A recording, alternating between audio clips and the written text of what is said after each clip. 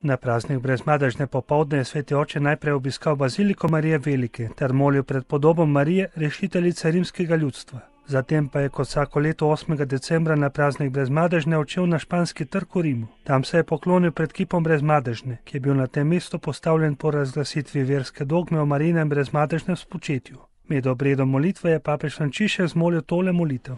Madre Immacolata, Brezmadežna mati, per la quinta volta vengo ai tuoi piedi come vescovo di Roma. Petič prihajam k tvojim nogam kot rimski škof, da te počastim v imenu vseh prebivalcev tega mesta. Hočemo se ti zahvaliti za stalno skrb, s katero spremljaš našo pot družin, župnij, redovni skupnosti, pot vseh tistih, ki vsakodnevno včasih s težavo gredo skozi Rim v službo, pot bolnikov, ostarelih, vseh revežev, tolikih oseb, ki so prišle sem s področji vojne in lakote. Hvala. Saj komaj ti že namenimo misel ali pogled ali bežno zdrava Marijo, vedno začutimo tvoje nežno, a močno materinsko navzočnost.